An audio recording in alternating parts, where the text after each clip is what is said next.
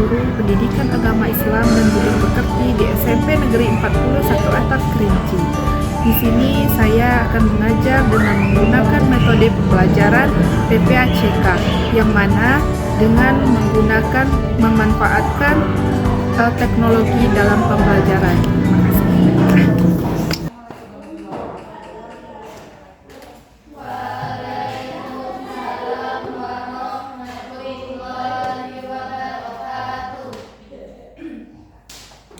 Assalamualaikum warahmatullahi wabarakatuh. Pada pertemuan hari ini itu pertemuan kita belajar pendidikan agama Islam, yang mana kita melanjutkan pembelajaran kita yang minggu kemarin. Apa kabarnya hari ini, anak-anakku?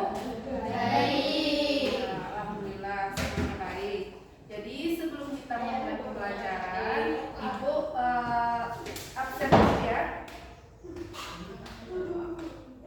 Regika Dianra, Putri Mayang Sari, Gadis Putri Jasmine, Khalifa Hijraini, Cantika, Dilan, Eka, Yoni, semuanya ada berarti ya ke kelas.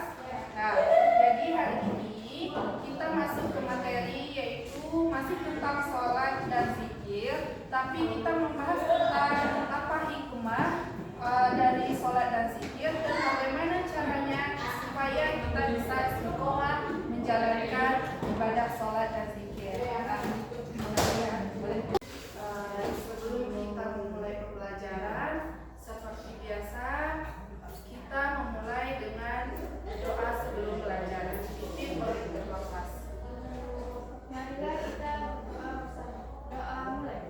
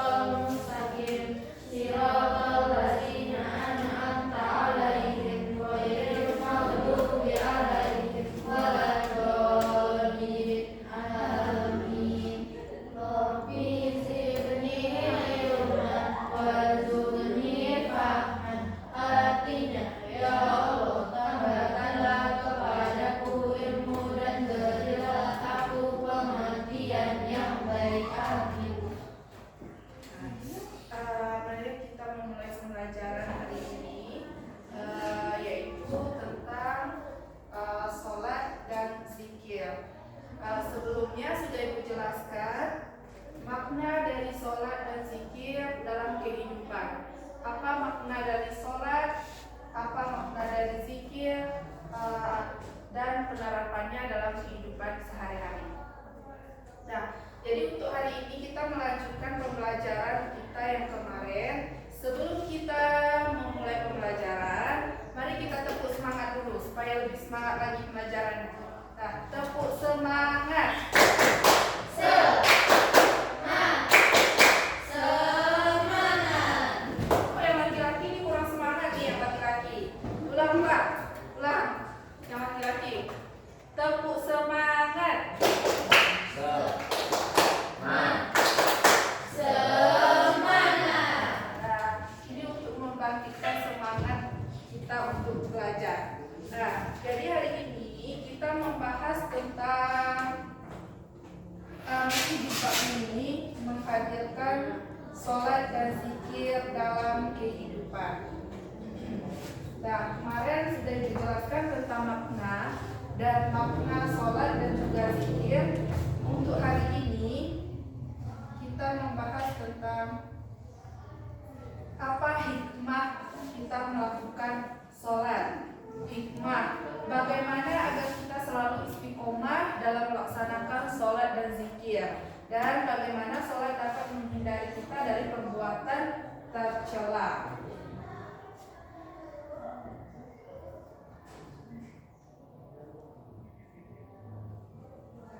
Tujuan dari pembelajaran ini yaitu Yang pertama, melalui pembelajaran empiri ini, kalian dapat menghubungkan hakikat dari sholat dan zikir dalam mencegah perbuatan keji dan munkar. Yang kedua, melalui teknik pembelajaran teknik everyone is teacher ini, kalian dapat menuliskan contoh perilaku ketakwaan sebagai pemaknaan sholat dan zikir dalam mencegah perbuatan keji dan munkar.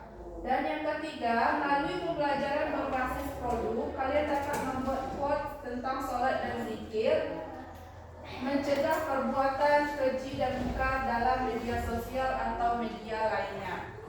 Yaitu tujuan pembelajaran kita. Selanjutnya,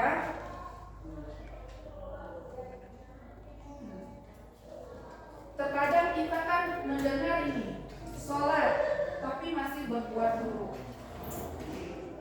Ada yang seperti itu? Pernah lihat yang seperti itu?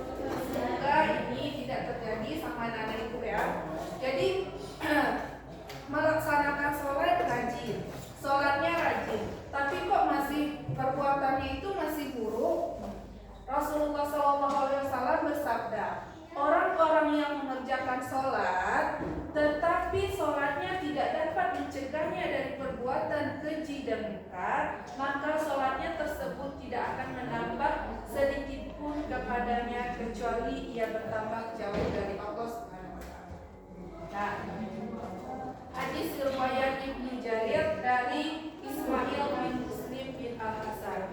Jadi sholat itu membimbing manusia untuk selalu ingat kepadanya, dan juga dalam sholat itu terdapat bacaan tahmid, tasbih dan juga takbir. Yang mana juga ini kita lakukan pada saat zikir. Nah, itu sering kita dengar. Kenapa kok dia sholat tapi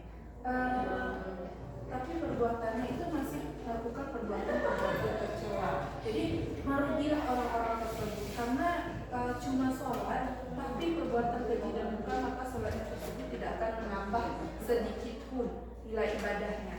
Nah, karena sholat itu seharusnya bisa mencegah kita dari perbuatan keji dan munkar.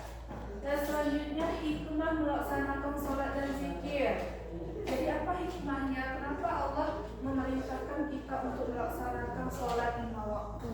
Dan juga mengapa Allah memerintahkan kita untuk melakukan zikir setelah sholat, zikir pagi dan sore, zikir setiap saat? Itu tetanannya, yang pertama itu agar tetanannya akidah dan tauhid dalam diri seseorang hamba.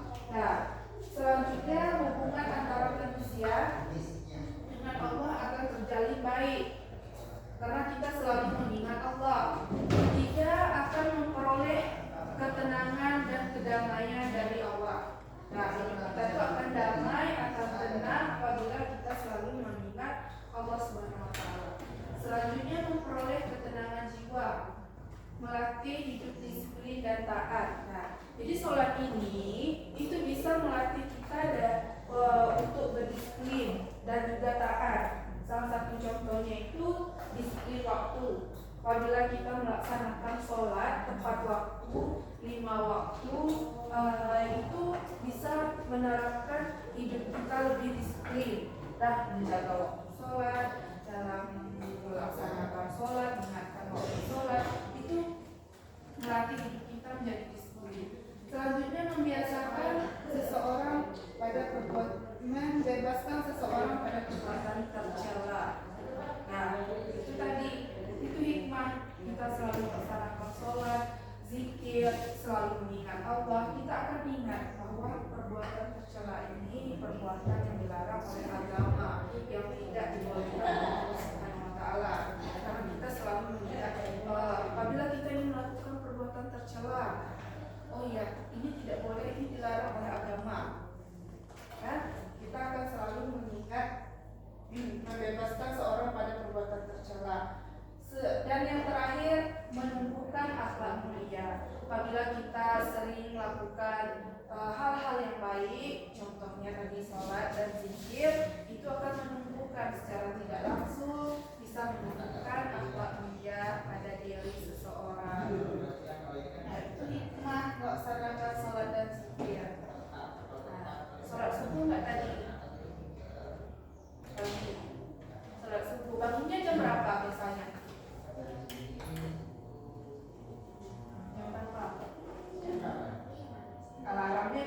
alarmnya?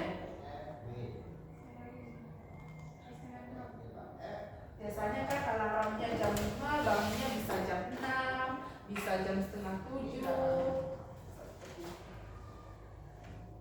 Pagi sebelum berangkat ke sekolah bangun jam 5 atau jam setengah 6, bisa mandi, sholat, jadi supaya lebih segar, fresh kalau sampai di sekolah. Lagi belajar pagi tuh masih semangat, ya kan? Dan juga jangan lupa sarapan pagi, itu juga menambah fokus. Gimana caranya agar kita istiqomah, konsisten dalam mengerjakan sholat dan zikir? Nah, biasanya Bu, sholat subuh laksanakan, zuhur nggak sama main, atau capek pulang sekolah, asar tidur, maghrib sholat, isanya lagi udah tidur. Berarti itu nggak istiqomah atau nggak konsisten. Jadi caranya itu gimana agar kita selalu istiqomah dalam melaksanakan sholat dan zikir ini? Yang pertama itu menyadari bahwa sholat ini untuk mendekatkan diri kita kepada Allah Subhanahu wa Ta'ala, karena Allah telah menciptakan kita dan memberikan rezeki kepada kita. Contohnya apa? Udara dibeli nggak? Nah, itu salah satu pemberian Allah yang sangat-sangat kita butuhkan. Udara kan untuk kita bernafas itu Allah berikan secara cuma-cuma. Nah, itu menyadari bahwa sholat dan zikir itu untuk mendekatkan diri kita kepada Allah. Yang kedua, memahami manfaat sholat bagi kehidupan. Apa manfaatnya? Manfaat dari segi kesehatan, manfaat dari segi ketenangan jiwa, banyak manfaatnya. Coba kalian laksanakan, misalkan satu hari itu kalian ingatkan waktu sholat, jangan sampai terlambat, telat atau apa. Nah, apa ada perubahan dalam diri kalian? Misalkan hari ini menerapkan seperti itu, besok tidak, perubahannya itu apa? Apa yang kalian rasakan? Selanjutnya ingat bahwa kita akan kembali ke akhirat dan dunia hanya sementara. Jadi setiap kita tidak melaksanakannya, kita selalu mengingat, oh hidup di dunia ini kan hanya sementara. Nah, perbandingannya berapa? 1,5 jam akhirat selama kita hidup di dunia ini. Kalau di akhirat 1,5, 1,5 jam cuman selama kita hidup di dunia ini. Di akhirat itu cuma 1,5 jam dihitungnya. Nah, jadi carilah bekal sebanyak-banyaknya selama hidup di dunia ini. Apa yang bisa? Contohnya kalian mau pergi ke mendaki gunung, kan harus disiapkan dulu kan? Harus disiapkan dulu bekalnya, diperiksa kesehatan apa segala macam. Begitupun ini, kita harus mempersiapkan diri, persiapkan apa yang perlu kita bawa.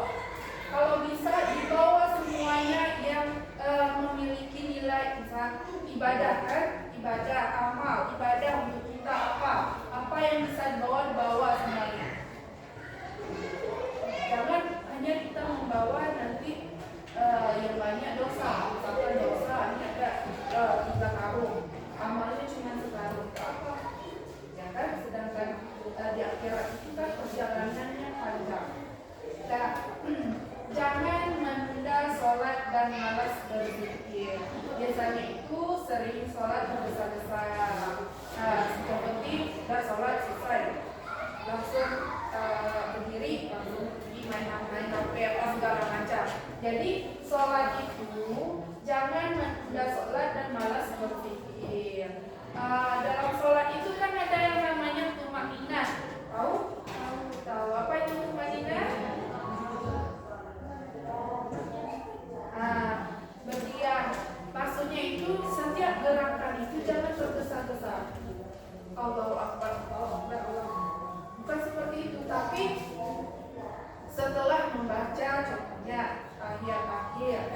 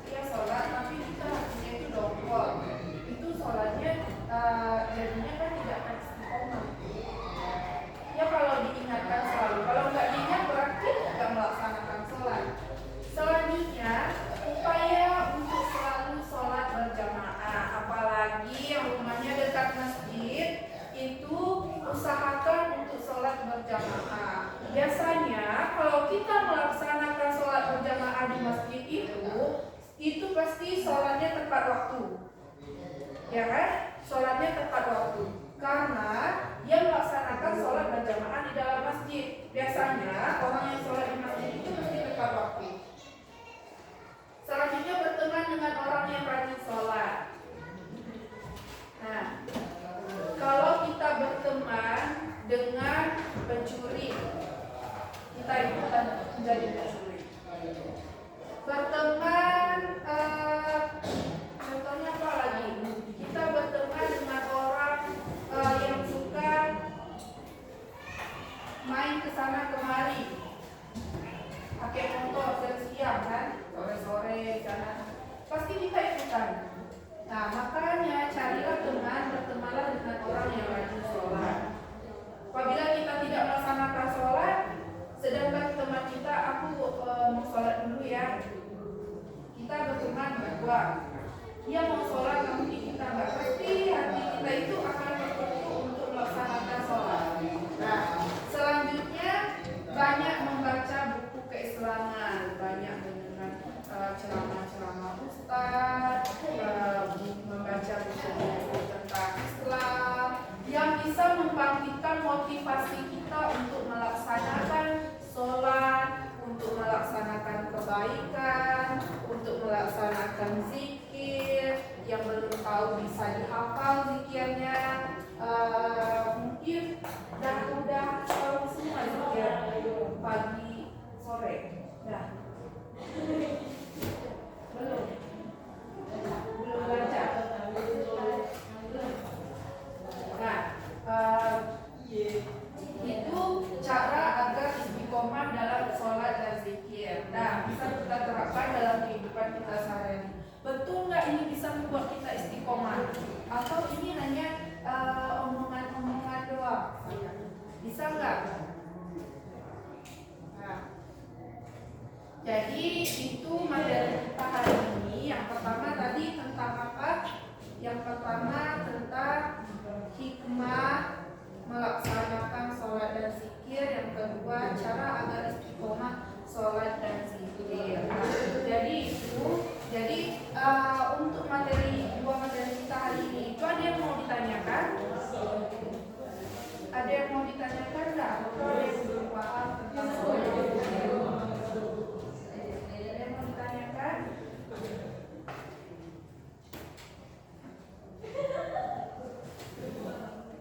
Kalau tidak ada, bisa kita lanjut ke ini. Silakan keluarkan HP-nya masing-masing yang pakai. Siapa yang nggak punya paket? Siapa? 1, 2, 3. Oh, sudah. Kan cuma untuk ini apa? Oh, untuk isinya aja nanti.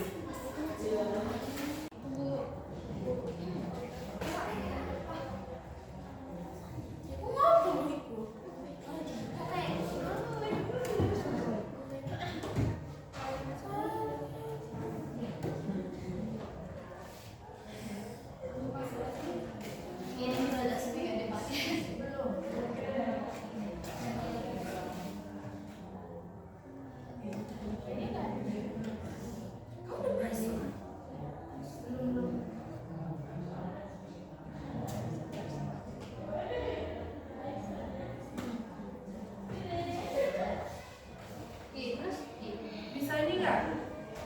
Coba cek lagi. Nah, itu kode masuk. Masukkan bergabung dengan kode ini. Lo bisa langsung. Bisa langsung? Bisa seperti ini. Kok tuh kalau kayak gini?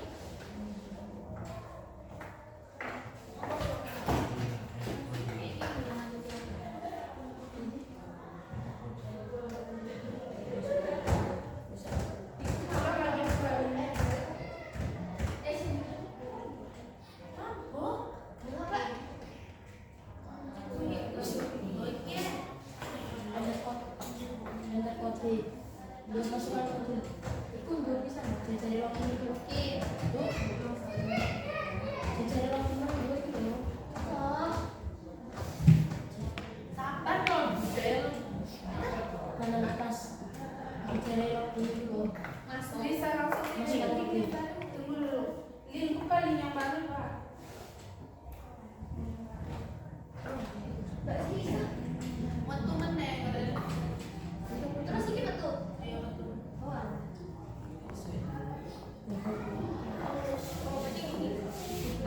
Ya, sudah. Tunggu dulu. Stikernya mana nih?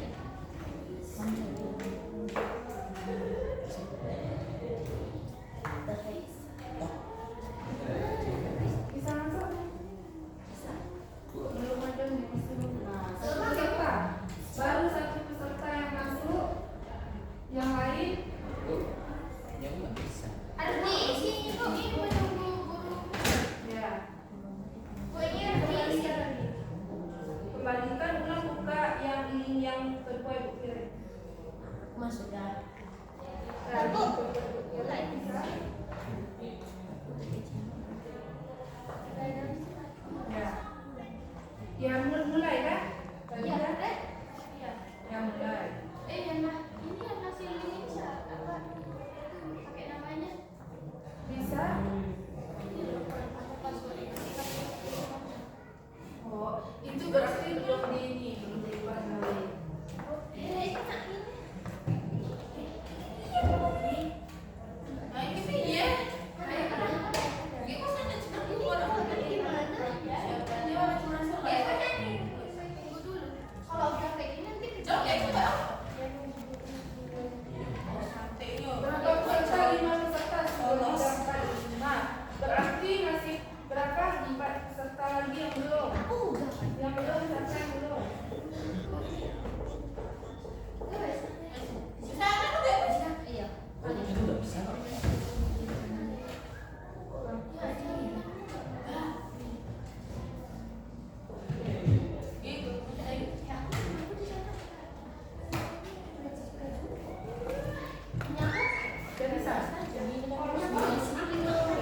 Bisa pilih karakter kalian.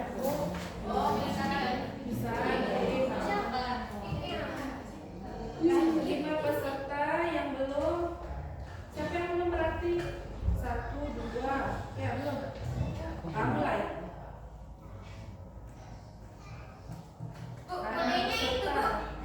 Hah? Ya, tapi bisa langsung kan? Harus pakai kode, bisa langsung kan? Tidak bisa. Tapi nggak ada topik. Pakai yang tadi bisa bukan Bu? Pakai yang pertama dulu. Ya coba pakai yang pertama. Ini nggak bisa. Terus ini. Sudah mulai. Belum ibu mulai. Bisa ada yang ganti nama. Kalau bisa ganti nama kalian ya. Jadi nanti nilainya bisa kita lihat langsung. Kalau begini.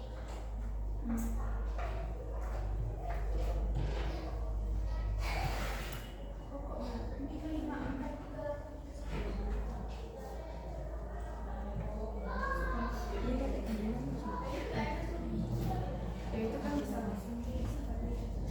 Nah, bisa ganti. Ya, bisa kan? Ganti nama ya. Hah? Ada nggak caranya ganti nama itu?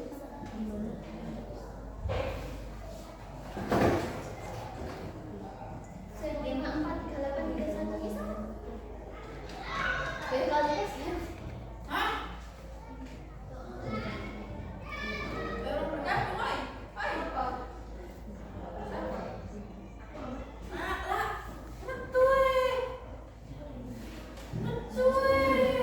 Berapa ya? Bisa. Berarti udah 6, berarti 3 yang belum ya. Yang siapa? 1, 2, berarti 2 yang belum. Lagi. Siapa? Namanya udah susah lagi siapa? Oh ini kan pilih karakter. Sudah. Namanya nggak urus. Namanya udah ganti. Bentar Bu malah keluar. Nah, bisa. Oh, iya iya iya.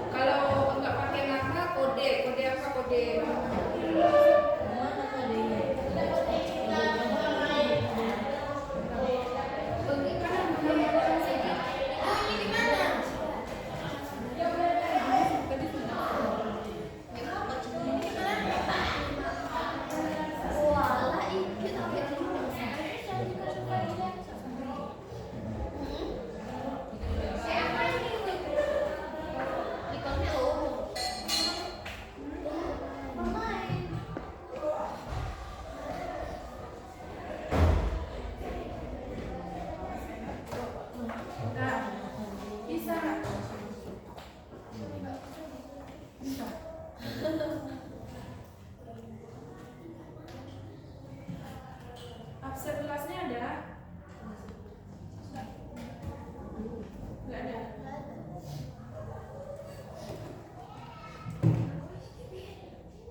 Ya baca lagi. Berarti 7, 2 orang lagi yang belum masuk.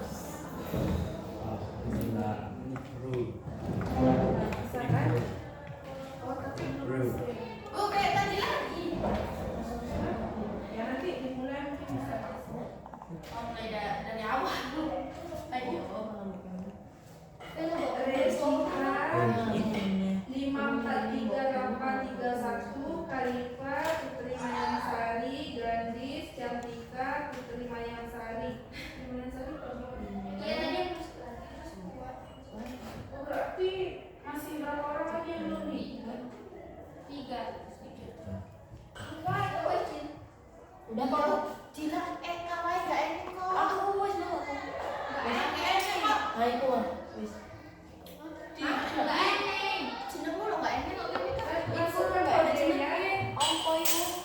Sudah masukkan kodenya. Itu Putri Mayangsari 2 sih. Ya udah. Bisa. Keluar udahnya panggilan kok piye nek wis. Hah? Panggilan kok piye? Oh. Heeh. Aku milih salah. Kakak mama. Enggak. Ini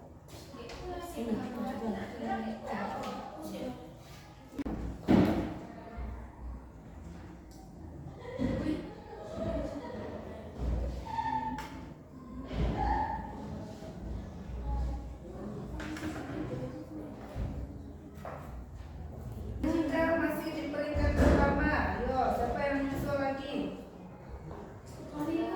Kalifa langsung meroket nih.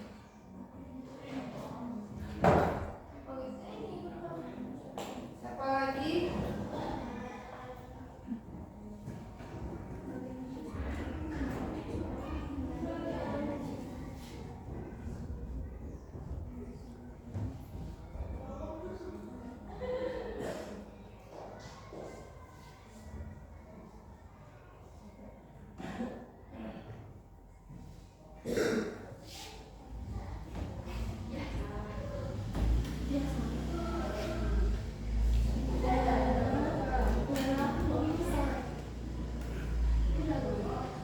Ya, akhirnya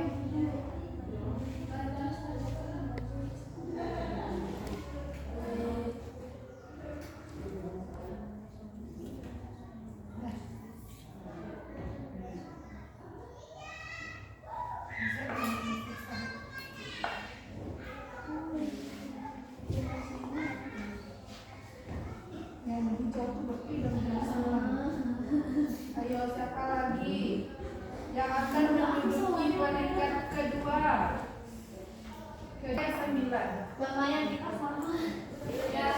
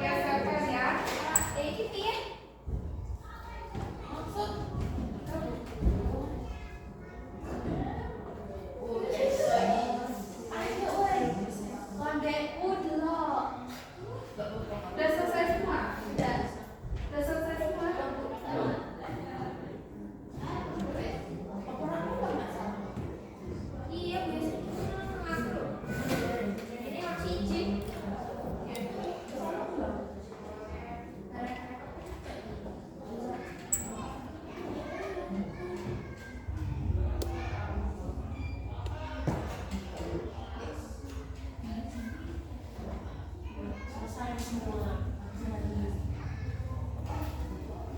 Sudah selesai semua? Sudah selesai semuanya? Nah, kita akhiri kuisnya. Kita lihat siapa peringkat pertama, kedua, dan ketiga.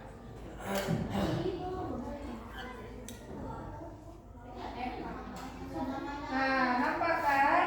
Nah, peringkat pertama Regina.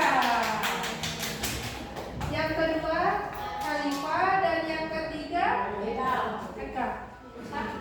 Ya. Nah, nanti untuk pelajaran seterusnya kita bisa menggunakan bisnis ini untuk penilaian akhir. Nah,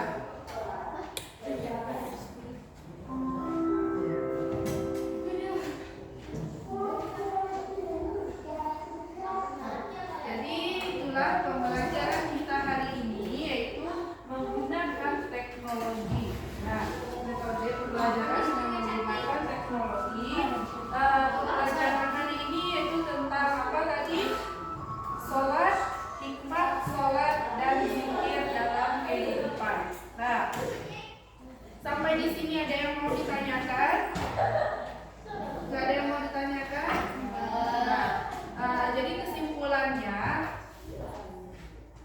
Jadi kesimpulannya yaitu sholat merupakan tiang dari agama Islam, yang mana sholat ini mempunyai banyak manfaat terhadap kehidupan kita.